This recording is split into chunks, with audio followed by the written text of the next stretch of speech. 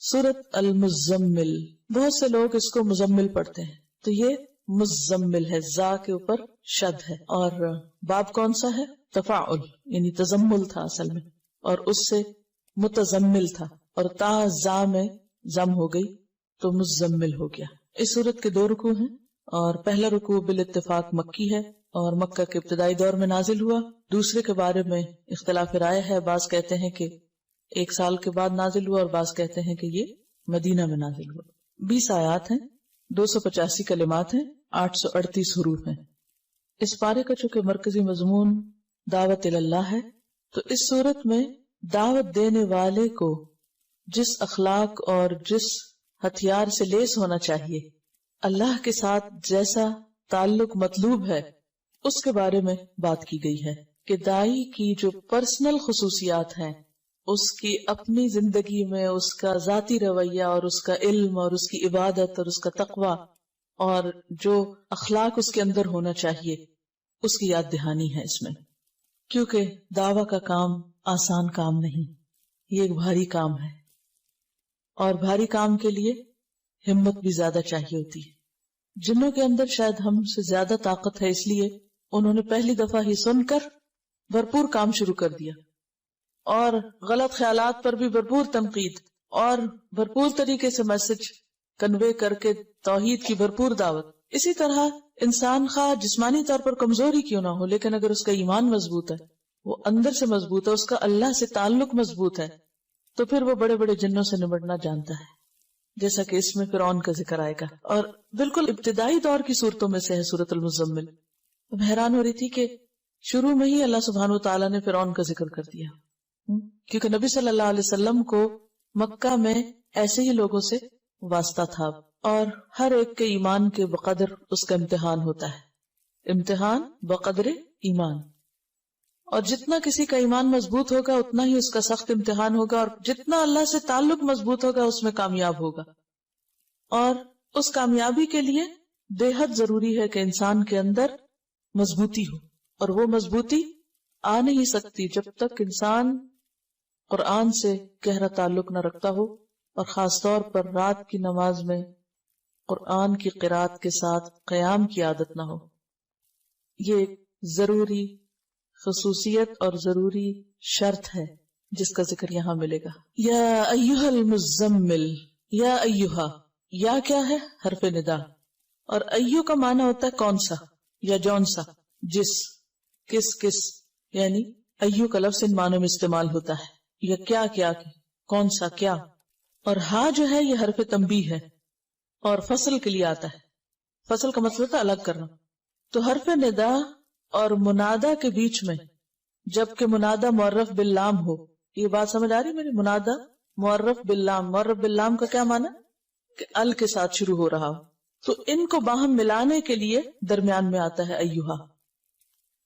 یا ایھا، اے وہ جو، المزمل، مزمل تزمل سے، باب تفاعل، اور اصل میں تھا متزمل، متفاعل کے وزن پر، تا کو زا میں مدغم کر دیا گیا، اور روٹ اس کا کیا ہے؟ زا ما لا، زا میم لام، اور تزمل کا معنی ہوتا ہے اپنے اوپر چادر یا کوئی کپڑا لپیٹنا۔ خطاب ہے نبی صلی اللہ علیہ وسلم سے، یا ایھا المزمل، اے کپڑے میں لپٹنے والے، اے چادر یا کمبل لپیٹنے والے۔ آپ کو مزمل سے کیوں خطاب کیا گیا؟ اس کی ایک وجہ تو یہ بیان کی جاتی ہے کہ نبی صلی اللہ علیہ وسلم نے جب پہلی مرتبہ جبریل علیہ السلام کو دیکھا تو آپ کے اوپر ایک بہت دہشت تھی اور خوف تھا اور لرزہ طاری تھا۔ آپ گھر پہ تشریف لائے اور حضرت خدیجہ سے کہا، زملونی زملونی، مجھے کمبل اڑھا دو، کمبل اڑھا دو، یعنی ایک طرح سے پروٹیکشن کے لیے اور اپنے آپ کو سمیٹنے کے لیے۔ اور یہ تو چونکہ نقطہ آغاز تھا، اس کے بعد ابھی مزید آپ پر ذمہ داری ڈالی جانا تھی، لہذا آئندہ جب آپ کو پکارا گیا تو اس نام سے پکارا گیا، اے کپڑا لپیٹنے والے۔ اور عربوں میں دستور یہ ہوتا ہے کہ جب کسی کو خطاب کیا جاتا ہے تو اس کے حال کا ذکر کر کے اس کو بلایا جاتا ہے، اور یہ ایک محبت کا انداز ہوتا ہے۔ مثلا اس کی بہت سی مثالیں آپ کو ملے گی۔ ایک مرتبہ حضرت علی رضی اللہ تعالیٰ عنہ حضرت فاطمہ سے کچھ رنجیدہ ہو گئے، کچھ ناراضگی ہو گئی، تو گھر چھوڑ کے مسجد میں چلے گئے اور مسجد کے فرش پر لیٹے ہوئے تھے، تو آپ کے جسم کے اوپر مٹی لگ گئی. نبی صلی اللہ علیہ وسلم حضرت علی کو تلاش کر رہے تھے اور کرتے کرتے جب مسجد میں گئے تو کہا یا ابا تراب، اے مٹی والے، یعنی یا مٹی میں لپٹے ہوئے یا لتڑے ہوئے اٹھو تم. اسی طرح حضرت ابو ہریرہ جو تھے ان کو بلیوں سے بہت پیار تھا تو ان کا نام ابو ہریرہ رکھ دیا گیا.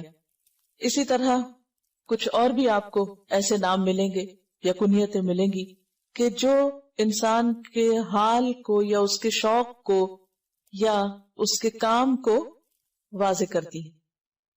تو نبی صلی اللہ علیہ وسلم نے چونکہ پہلی وحی کے بعد کپڑا اوڑھ لیا تو وہ ایک اتنا پیار بھرا انداز تھا کہ اللہ سبحانہ و تعالیٰ نے اس کو یاد کرایا اور فرمایا یا ایھا المزمل، اے کپڑا لپیٹنے والے. اب کپڑا لپیٹنے کا وقت نہیں، اب کیا ہے؟ اب تو کام کا وقت ہے. آپ ڈرے نہیں، گھبرائے نہیں، یعنی ایک طرح سے تسلی دی جا رہی ہے، محبت سے خطاب کیا جا رہا ہے. یا ایھا المزمل، اے مزمل، قم اللیلہ، قم اٹھو، فعل امر ہے قیام سے، اور قیام کہتے ہیں بیٹھے یا لیٹے ہوئے آدمی کا اٹھ کھڑا ہونا یا چلتے چلتے کھڑے ہو جانا. یعنی کوئی بیٹھا ہوا ہے تو بیٹھنا چھوڑ کے اٹھ جائے، یا لیٹا ہوا تو اٹھ جائے، یا پھر چل رہا ہے تو کھڑا ہو جائے. ان سب کے لیے کیا آتا ہے؟ قیام. قم اللیل، رات کو کھڑے ہو جاؤ. اب اس کا یہ مطلب تو نہیں کہ آپ نیند چھوڑ کے تو کھڑے رہا کرو، یہ عام کھڑا ہونا مراد نہیں ہے. یہاں قیام سے مراد نماز ہے، قیام اللیل ہے. آپ نے پیچھے پڑھا کہ بعض اوقات نماز کے لیے لفظ قرآن آتا ہے، بعض اوقات تسبیح آتی ہے، بعض اوقات سجدے کا لفظ آتا ہے، تو جز بول کے کل مراد ہوتا ہے.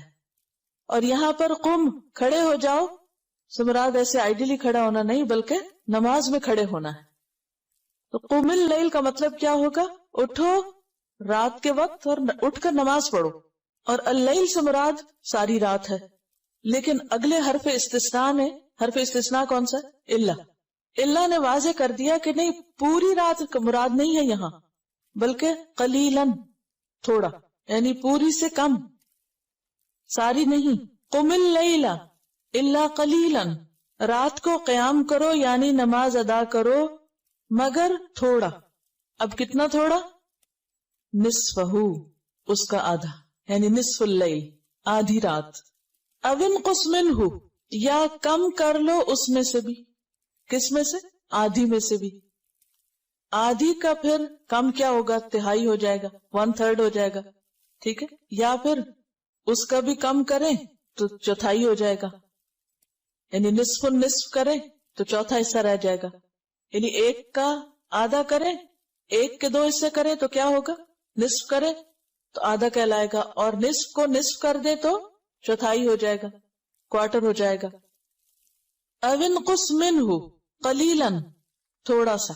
تو اس کا مطلب یہ ہے کہ بالکل آدھا نہیں کرنا بلکہ اس میں سے کچھ ہی کم کرنا ہے، یعنی تہائی رات. او زد علیہ، یا اس پر زیادہ کر لو، یعنی نصف پر. تو نصف یا آدھا جو ہے، ہاف جو ہے، وہ کیا ہے؟ سٹینڈرڈ. کبھی آدھے سے کم کر لو یا اس سے بھی تھوڑا کم، یا آدھے سے کچھ زیادہ بھی کر لو. تو ڈیپینڈ کرتا ہے کہ جیسے بھی حالات ہیں. اب اس دور میں گھڑیاں تو تھی نہیں، کوئی الارم کلاک نہیں تھے، موبائل نہیں تھے، کوئی اور